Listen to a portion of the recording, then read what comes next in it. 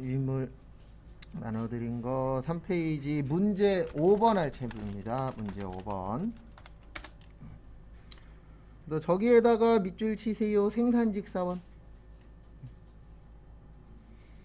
그래서 생산직 사원 이승주의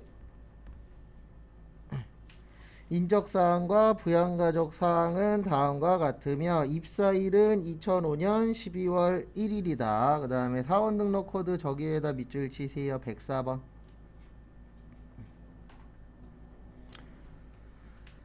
그래서 여기로 오십시오. 어디로 오시냐면은 여기 위에 보시면 원천징수 있으세요. 그래서 원천징수 누르시고 그 다음에 사원 등록으로 오십시오. 그래서 원천징수 누르시고 사원 등록 오시고 그 다음에 제일 밑에다 치는 거예요. 항상 추가로 입력하실 때는 제일 밑에다가 거기 지문에 보시면 몇 번이세요? 104번이죠. 그래서 104 치시고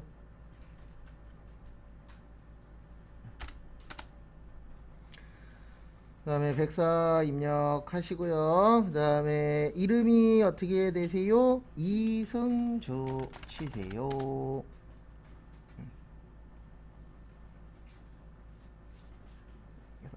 104번에 이승주님 등록하시고요. 그 다음에 주민등록번호 1번이죠. 그래서 주민등록번호 선택하시고 62010516417111 치세요. 그리고 주민등록번호 치실 때는 다시 안 치셔도 됩니다. 그래서 다시는 항상 저기에서 치는 거예요. 어디에서 치는 거냐면 저기 계좌번호하고 카드번호 그거 칠 때는 다시 꼭 치시고 나머지는 다시 안 치셔도 크게 지장 없으세요. 그 부분은 참고 좀 해주시고요. 그 다음에 저기까지 넣으세요. 입사 연월일. 그래서 2005년 12월 며칠이요? 1일. 우리 주소 넣는 건 다들 할 줄 아니까 주소 넣는 건 일단 생략할게요. 뭐 주소 넣는 거야 타이핑만 하면 되니까. 그 다음에 앞에 보세요. 그 생산직 나오면 요거 꼭 넣어 주셔야 돼요. 10번. 몇 번 넣으셔야 된다고요? 10번. 10번에 보시면 무슨 직이라고 있어요? 생산직. 이거 왜 넣어 주셔야 되냐면 생산직 분들은 그 연장근로 수당이라고 해서 그 야간이나 주말에 나와서 일하시는 경우 있죠. 그거에 대해서 비과세가 돼요. 그래서 생산직 나오셨을 때는 꼭 여기까지 마무리를 해 주셔야 돼요. 그래서 생산직에서 여하시고 그 다음에 연장근로 비과세는 여기 밑에 보시면 써 있어요. 여기 밑에. 그래서 뭐 총급여액이 얼마고 월정액이 얼마고 있어요? 없어요? 있죠. 그래서 총급여액 3천만원 이하고 그 다음에 월정액이 210만원. 그래서 여기에 해당 사항이 있으면 여기는 여로 해주시면 됩니다. 근데 지금은 거기 보시면 얼마 벌었는지 안 나와 있죠. 그래서 지금은 부로 할게요. 그리고 얼마 벌었다라고 나오면 여기도 넣어 주셔야 돼요. 전년도 총급여. 근데 지금은 없으니까 뭐 할 거예요? 생략할 겁니다. 그 다음에 이제 여기로 넘어오세요. 부양가족 명세. 그래서 부양가족 명세 누르시고 틀려도 괜찮아요. 지금부터는 이제 할 수 있는 거, 할 만한 것들은 시간을 좀 드릴 겁니다. 거기 보시면 배우자부터 처제까지 있으시죠. 여기에다 등록하시고 요 옆에 맞는 거 체크해 보세요. 9시 40분에 볼게요.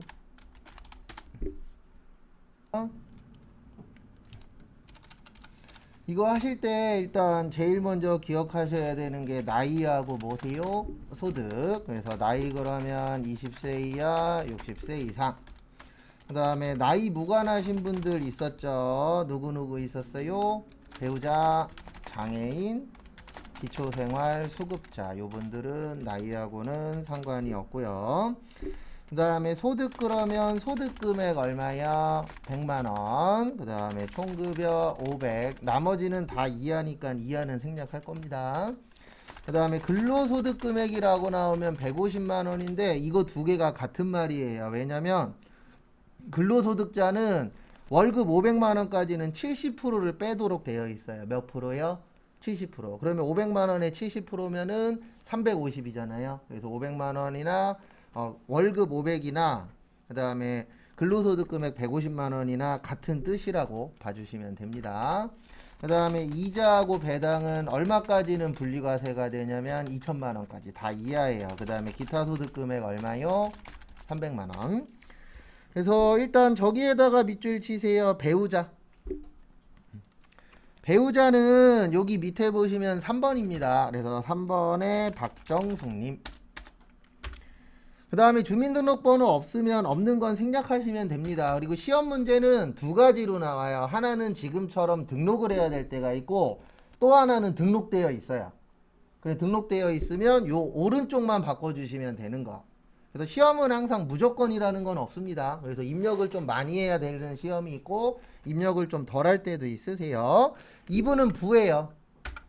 왜 부냐면 거기 보시면 살림소득 금액 얼마 있죠? 250 있죠. 그래서 요거 없으면 요게 아니면 그냥 얘가 기준점이에요. 무조건.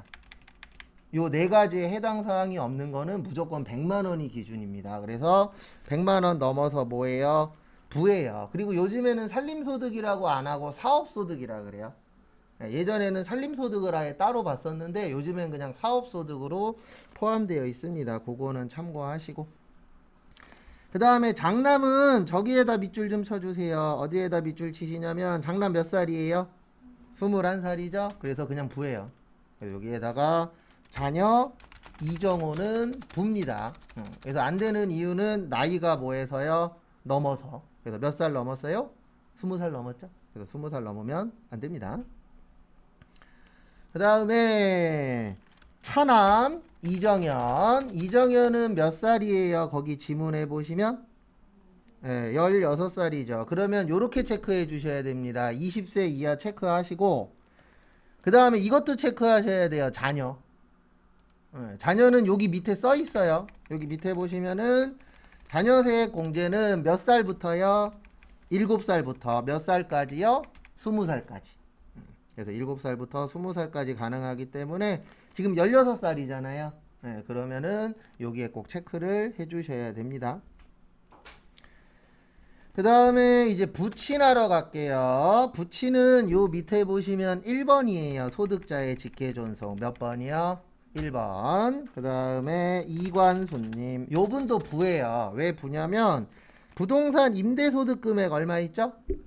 500 있죠. 그러면 여기에 없잖아요. 그러면 얼마가 기준값이라고요? 100만원. 그래서 요 분도 부. 나이는 해당이 되는데 뭐 때문에 안 되시는 거예요? 돈 벌어서 안 되시는 거예요. 그 다음에 모친 최용슬님. 최용슬님은 나이는 60세 넘으셨죠? 그리고 돈 안 버니까 60세 이상의 뭐요? 경로우대. 그래서 경로우대는 몇 세 이상이라고요? 70세 이상이에요. 그리고 헷갈리시면 항상 요 밑에 보세요. 그 대신 주의하셔야 되는 게 경로우대를 선택하셔야 뜨세요. 그래서 그 칸을 클릭하시면 요 밑에 힌트가 나옵니다. 그러니까 컴퓨터의 좋은 점이 이런 장점은 있어요. 무슨 장점이 있냐면 힌트가 아래쪽이나 아니면 어떤 버튼 누르면 나올 때가 있습니다. 그래서 여기는 아래쪽에 있다라는 거 참고하시고 그 다음에 경로우대는 몇 세 이상일 때 넣으시는 거라고요? 70세. 그 다음에 처제는 형제자매입니다. 여기 보시면 형제자매는 6번이에요. 몇 번이요? 6번. 그 다음에 박연숙님. 요분 장애인이죠? 그리고 22살이어도 됩니다. 왜 돼요?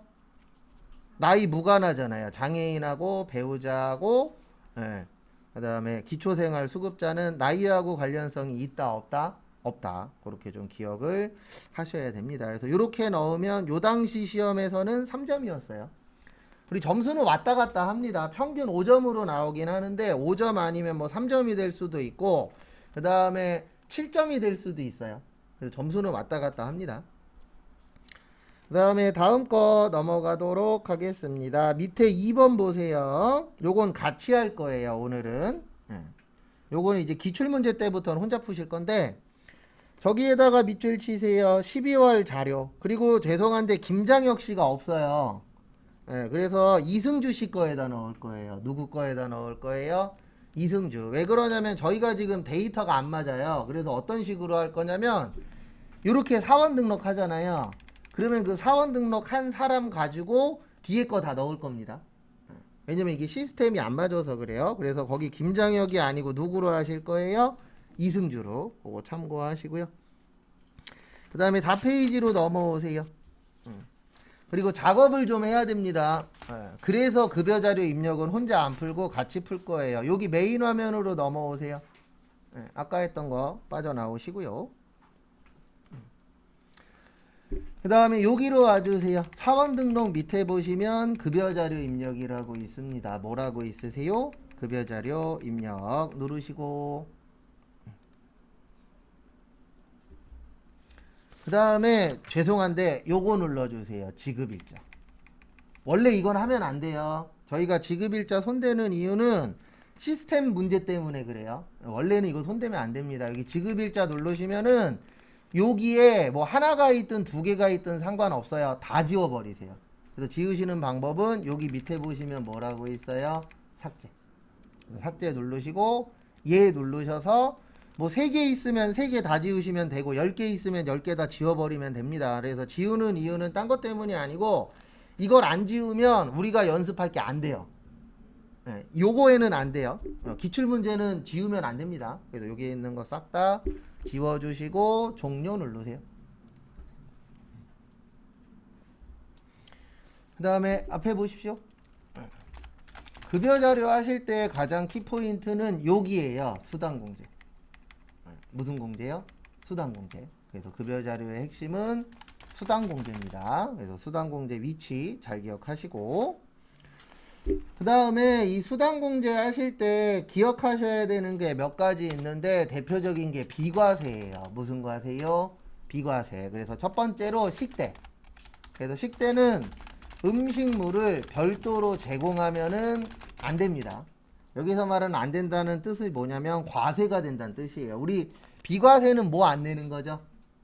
세금 안 내는 걸 뭐라 그래요? 비과세라고 합니다. 그래서 과세냐 비과세냐 할 때 이제 식대는 밥 주면 안 돼요. 뭐만 줘야 돼요? 돈만 줘야 돼요. 그래서 이런 회사도 있습니다. 밥도 주고 돈도 줘. 그러면 돈 주는 건 무조건 과세예요. 그 다음에 우리 회사는 돈만 줘. 그러면 비과세가 되는 겁니다. 근데 얼마까지 비과세냐면 10만원까지 비과세예요. 그래서 저는 이거 바꿔야 된다라고 생각하는 사람 중에 한 명인데, 옛날에는 한 끼에 5,000원이면 먹었잖아요. 근데 지금은 5,000원으로 안 되잖아요. 그래서 올리긴 올려야 되는데 이번 정부에서는 올릴 확률이 낮아요. 왜냐하면 이거 올리면 세수가 줄어들잖아요. 그래서 언젠가는 오를 건데 이번 정부 때는 딴 거 만지시느라 좀 힘들지 않을까. 이건 제 개인적인 생각입니다. 근데 확률적으로 10대 요번에는 안 올려줄 확률이 좀 높긴 해요. 올려도 마지막 쪽 가서 올리지 않을까. 그 다음에 자가운전 보조금. 그래서 자가운전 보조금은 자차를 회사 업무에 사용할 때고요. 공동명의 가능합니다. 예전에 시험 한번 나온 적이 있어요. 그래서 자동차를 공동명의로 할 경우에는 가능해요. 근데 전제 조건은 회사에서 뭐 해야 돼요? 업무용으로 써야 됩니다. 그래서 출퇴근용 안 돼요. 원칙은. 이게 이제 회사에서는 출퇴근용도 업무용인 것처럼 꾸미기는 하는데 원래 실무에서는 이론에서는 안 되도록 되어 있습니다. 그거는 참고하시고. 그 다음에 세 번째로 저기 연장근로수당인데 요거는 프로그램 안에 있으니까 거기에 있는 거 활용하세요. 외울 건 외우고 활용할 건 활용하십시오. 그 다음에 많이 나오는 거 육아수당. 육아수당은 6세 이하 자녀가 있을 때. 그래서 아마 앞으로 계속 모든 법들이 자녀 관련된 것들이 계속 나올 거예요. 그건 어쩔 수가 없습니다. 왜냐면 지금 우리나라 OECD 가맹국 꼴찌잖아요. 근데 꼴찌인 게 문제가 아니라 꼴찌든 1등이든 그게 문제가 아니라 더 떨어질 거라. 왜냐면 TV에 나왔지만 뉴스에도 몇 번 나왔는데 결혼이 일단 30% 이상 줄었어요. 결혼율 자체가. 안 그래도 결혼율이 낮은데 거기에서 30% 이상 줄었어요. 코로나 끝나고 늘어나지 않을까 다 이렇게 생각했는데 코로나가 어느 정도 안정화됐는데도 안 늘어나고 있대요. 그래서 결론적으로는 결혼율이 줄기 때문에 출산율도 뭐 할 거예요? 줄 수밖에 없어요. 그래서 지금은 다자녀가 세자녀가 아닙니다. 네, 지금은 다자녀 그러면 몇 자녀예요? 2자녀 이상이 다자녀예요. 근데 나중 되면은 다자녀라는 말이 없어질 수도 있어요. 진짜 이대로 가면. 왜냐면 둘 밑에는 혼자밖에 없잖아요. 그리고 좀 어쨌든 이런 것들은 늘어날 것 같아요. 아기들 관련, 육아들 관련된 거는 앞으로 계속 늘어나지 않을까. 그 다음에 여기로 와주세요. 이제 여기 수당공제. 수당공제 누르세요. 그 다음에 4페이지 위에 보세요. 위에 보시면 첫 번째로 기본급 있습니다. 뭐 있으세요? 기본급. 그래서 여기 끝에가 여기가 중요해요. 그래서 사용 여부에 여 체크하세요. 여 되어 있죠? 그러면 그대로 두시면 됩니다. 그 다음에 두 번째로 식대 볼게요. 거기 밑에 저기 별표 표시 보세요. 식대는 매월 고정적으로 지급받는 것이며 저기에다 밑줄 치세요. 별도의 식사 및 음식물은 뭐한다? 제공받지 않는다. 네, 요게 키포인트예요. 그래서 제공 안 받기 때문에 뭐가 되는 거예요? 비과세가 되는 겁니다. 그래서 여기 밑에 보시면 비과세, 일단 죄송합니다. 요거 먼저 할게요. 여기 밑에 보시면 혹시 여라고 되어 있는 거 있으세요? 다 부로 바꾸세요. 다 뭘로 바꾸시라고요? 부로. 그래서 여기 위에 거 하나 빼놓고 다 부로 바꾸세요. 저희 하기 편하려고 하는 거예요. 지금 작업을. 그래서 저기 클릭하세요. 요거 일단 누르세요. 일단 여기 X 누르세요. 지금 작업하면 안 돼요. 요거 누르세요. 지금.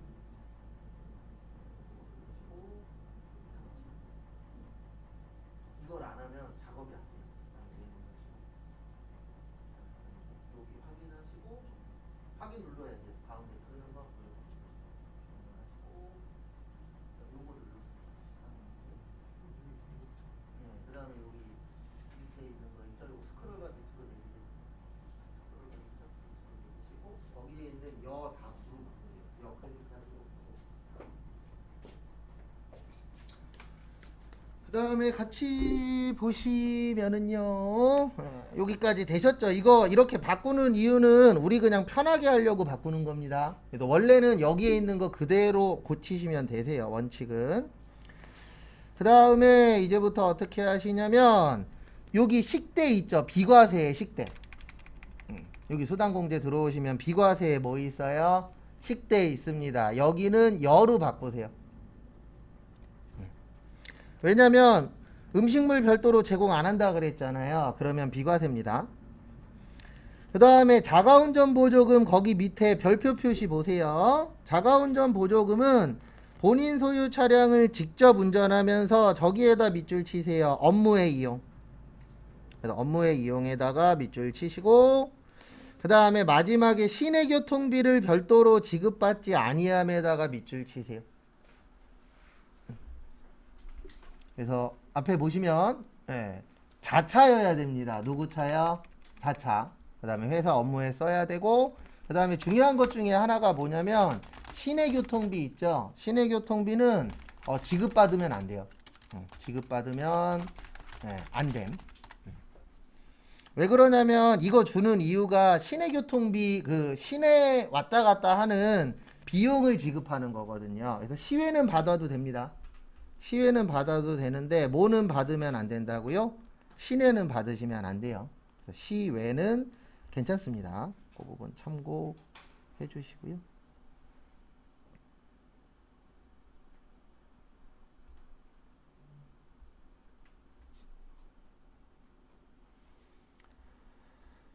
그 다음에 여기로 다시 와주세요. 그래서 여기 보시면 자가운전 보조금 있으시죠? 여기도 여로 바꾸세요.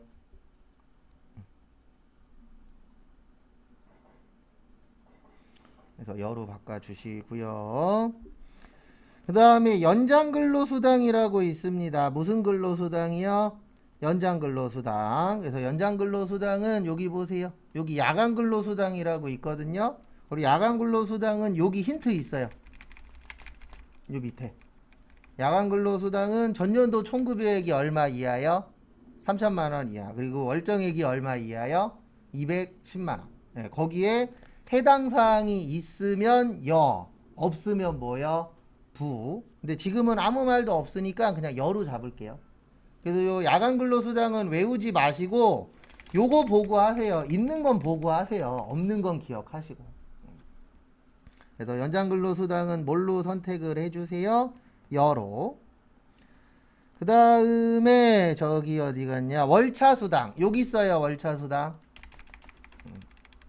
과세는 그냥 있으면 여로 잡으시면 돼요. 과세는 조건이 없어요. 왜냐면 세금 내는 거기 때문에 여기에 맞으면 세금 내십시오. 이게 아닙니다. 그래서 그냥 내용에 있으면은 뭘로 잡아주시면 되세요? 여. 그 다음에 마지막에 가족수당이라고 있습니다. 무슨 수당이요? 가족수당. 여기 보시면 가족수당 있어요? 없어요? 없죠. 없는 건 항상 요 밑에다 넣는 거예요. 제일 밑에다가. 그래서 제일 밑에 가셔서 과세로 넣으세요. 네, 가족수당 과세예요. 네, 그 다음에 가족수당 치세요. 가족수당 치시고 그 다음에 여기 가족수당 치셨죠? 그 다음에 빠져나오세요. 우리 과세로 넣으시면 돼요. 그리고 과세형세 그 과세 비과세 구별하는 방법은 제가 수시로 알려드릴 겁니다. 다른 방법도 있으니까. 그래서 그렇게 입력하시고 그 다음에 빠져나오세요. 여기 밑에 확인 있습니다. 그래서 밑에 있는 확인 눌러주시고요. 그 다음에 지금 문제가 12월 달 거예요. 그래서 여기 귀속연월에다가 12 치세요. 12. 그래서 12 치시고 그 다음에 25일 치세요. 요 문제는 12월 25일이라고 거기 앞장 보시면 다 적혀 있습니다. 그래서 12월 25일이라고 쓰시고요. 그 다음에 여기에다 입력하시면 돼요. 여기 이승주씨. 그래서 이승주씨 옆에다가 여기 기본급 월차수당 식대에서 쭉 나와 있죠? 네, 그거 그대로 치시면 되세요. 치세요. 그래서 이렇게 넣으시면 돼요. 기본급은 160, 월차는 10, 식대는 20, 자가운전 30, 연장근로 야간 50, 그 다음에 가족수당 얼마요? 25. 이런 식으로 넣어주시면 땡이에요. 그러니까 여기에서는 요걸 잘해야 돼요. 무슨 공제요? 수당공제. 왜냐면 솔직히 여기 틀릴 확률은 거의 0에 가깝잖아요. 0은 아니지만 또 실수로 잘못 넣는 경우들도 있어요. 근데 여기 잘못 넣을 확률은 그렇게 높진 않습니다. 근데 어차피 이거 틀리면 틀리거든요. 여기는. 그래서 여기 연습할 때는 요 수당공제 여기를 많이 연습을 하셔야 돼요. 뭐 이거 넣는 거야 칸 채우는 거니까. 그 다음에 빠져나오세요. 그리고 우리 내일까지 목표는 답 맞추는 게 아니에요. 당연히 답을 맞출 때도 있고 틀릴 때도 있는데 큰 틀 잡는 겁니다. 그래야 다음 주부터 기출문제 풀 때 어느 정도 기억을 할 수 있기 때문에 틀은 잡아야 돼요. 그 다음에 여기로 오세요. 얘는 무조건 나와요. 연말정산은. 지금까지 100번 넘게 시험 본 중에서 안 나온 적 한 번 있어요. 90% 이상 나온다라고 생각하시면 됩니다. 여기 연말정산 누르시고요. 그리고 원래 102번으로 해야 되는데 저희가 지금 102번이 없어요. 그래서 여기 밑에다가 104번 치세요. 항상 밑에다 넣는 거예요. 추가하실 때는 몇 번 넣으세요? 104번.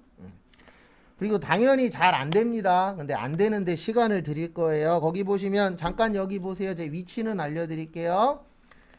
교육비하고 의료비는 요쪽에 있어요. 61번, 62번에. 그 다음에 신용카드만 요쪽에 있어요. 42번에. 신용카드는 여기 있어요. 왼쪽에. 요거 꼭 숙지하셔야 돼요. 누구만 따로 있어요? 신용카드만. 그 다음에 기부금은 여기 있어요. 63번. 그러니까 61, 62, 63. 요 오른쪽에 거의 다 있어요. 그래서 여기에다가 본인이 생각했을 때 요거 맞는 것 같아. 그러면 등록을 해보시고 그 다음에 이제 뭐를 좀 주의하셔야 되냐면 거기 종전근무지라고 있어요. 무슨 근무지요? 종전근무지. 종전근무지는 여기에다 넣는 거예요. 여기 위에 보시면 무슨 명세? 소득명세. 여기 누르시면 여기 오른쪽에 종전이라고 있어요? 없어요? 있죠. 그래서 거기에 있는 내용 보시고 요거 입력해도 될 것 같아. 그러면 칸에 맞춰서 등록하는 겁니다. 그래서 설명은 다 드릴 거예요. 그래서 한 번씩 해보시라고 시간 드리는 거니까 많이는 못 드리고 6분 드릴게요. 한번 해보세요.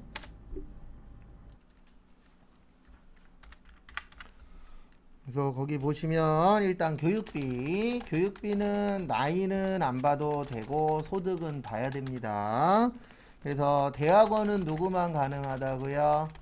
본인만 가능해요. 그 다음에 부모님 거 안 되고,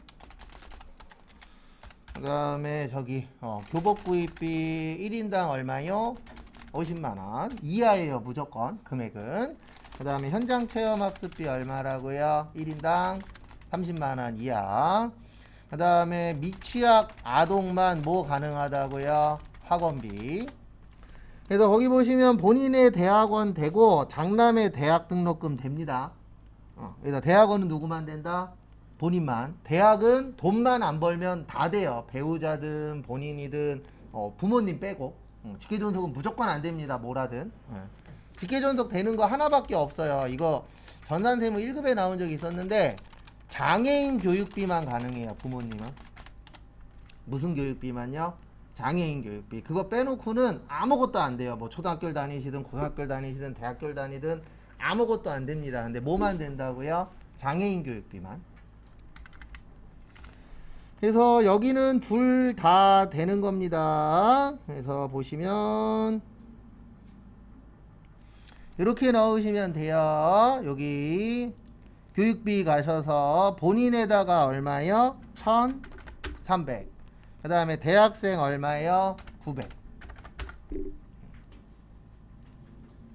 그 다음에 두 번째 의료비. 그리고 앞에서 보여드릴 때는 어디에다 넣는지 잘 봐두셨다가 뒤에 가면 또 나와요. 내일까지 계속 이것만 할 거예요. 그래서 제가 보여드릴 때는 앞에 잘 보시고 그 다음에 그 다음에 할 때 또 기억하셨다가 하셔야 돼요. 그 다음에 의료비는 나이는 상관없고 소득도 상관없습니다. 근데 미용 목적 성형수술 안 되고요. 의료 목적은 돼요. 그 다음에 건강 증진식품 무조건 안 됩니다. 그 다음에 저기 시력 교정용 안경하고 콘택트 렌즈는 1인당 얼마야? 50만원. 여기도 50만원이고 그 다음에 저기 실손보험은 제외해야 됩니다. 근데 요건 이제 프로그램 상으로 되어 있기 때문에 틀리실 일이 그렇게 많진 않아요.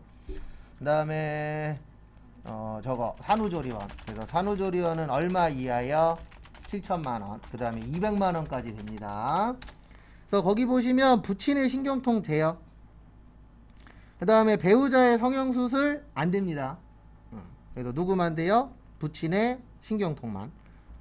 배우자의 성형수술이 안 되는 이유는 시험 보실 때 아무 말도 없이 성형수술이라고 나오면 무슨 목적이에요? 미용 목적이에요. 그래서 우리 일반적으로 성형수술했어 그러면 미용 목적으로 하는 거잖아요. 대부분. 그래서 아무 말 없으면은 미용 목적입니다. 그 다음에 가끔씩 이거 물어보시는 분들이 있어요. 의료 목적 성형수술에 뭐 있어요? 대표적인 게 화상치료. 화상치료하는 것도 성형수술로 들어가요. 근데 그거는 이제 미용 목적이 아니잖아요. 내가 화상을 입었기 때문에. 그런 경우들은 인정이 됩니다. 그래서 여기에다 넣는 거예요. 의료비는 여기에다 넣으시면 안 돼요. 의료비는 여기라 그랬습니다. 무슨 가족이요? 부양가족. 얘만 여기에요. 그래서 의료비는 부양가족이라는 거 꼭 기억하시고 그 다음에 여기 밑에 보시면 의료비 있어요. 의료비 가셔서 더블 클릭하시고 그 다음에 부친. 여기에서 부친 찾으시면 됩니다. 이관수님. 그래서 찾으시고 그러니까 시험 때는 이름이 나올 거예요. 그러면 그 이름 선택하시면 되고 의료 증빙 코드는 무슨 청장이요? 아무 말도 없으면 국세청장. 이거 왜 국세청장이냐면 우리가 연말정산할 때 가장 많이 제출하는 게 거기 홈택스 가면은 연말정산 간소화 자료라고 있거든요. 거기에 있는 게 다 국세청에서 제공되는 거예요. 그래서 그거는 다 무슨 청장이에요? 국세청장. 그 다음에 한 건에 금액 얼마요? 220. 그리고 만약에 시험 문제에 실손 의료보험 얼마 이렇게 나오면 여기에다가 치면 돼요. 그리고 난임시술이면 난임시술 여기에서 항상 1은 여고 0은 부예요. 지금 이거 안 먹는데 여기는 지금 1이 여고 2가 부입니다. 그래서 맞으면 동그라미로 바꿔주셔야 돼요. 산후조리원도 그렇고 그 다음에 확인. 그래서 여기에서 하는 겁니다. 요 밑에 뭐만요? 의료비만. 이거 올해부터 이렇게 바뀌었어요. 그거 참고하시고. 그래서 무조건 나옵니다. 원래도 잘 내지만 올해 바뀌었기 때문에 몇 년 동안에는 꾸준히 낼 거예요. 그 다음에 신용카드는 나이는 상관없고 소득은 있으면 안 되고 그 다음에 형제자매가 쓰신 건 무조건 안 되고 피보험자래네. 명의자가 중요합니다. 우리 카드 명의는 신용카드 밑에 영어로 써 있잖아요. 그 이름이 누구 거냐 거기에 따라서 될 수도 있고 안 될 수도 있습니다. 그 다음에 안 되는 거 되게 많아요. 세금 낸 거 안 되고 그 다음에 통행료도 안 되고 관리비도 안 되고 그 다음에 관리비 안 되고 그 다음에 현금 서비스도 안 되고 그 다음에 기억하실 것 중에 하나가 요거 기억하셔야 돼요. 중고자동차는 몇 프로? 10%만 가는 요거 기억하시고 그 다음에 이중공제도 기억하셔야 돼요. 이중공제는 세 가지가 있습니다. 신용카드 의료비 그 다음에 신용카드 교복구입비 그 다음에 마지막으로 신용카드 미취학 아동 학원비 이 세 가지는 꼭 따로 기억을 하세요. 그래서 거기 보시면 신용카드 사용료 근로자 본인의 가구구입비 되고요. 배우자 의료비 됩니다. 그래서 배우자 의료비가 성형수술비잖아요. 성형수술은 안 되는데 신용카드는 돼요. 그래서 두 가지 중에서 해당되는 게 있으면 그거에는 넣어주셔야 됩니다. 그리고 신용카드는 여기 있어요. 여기 연말정산에 보시면 42번.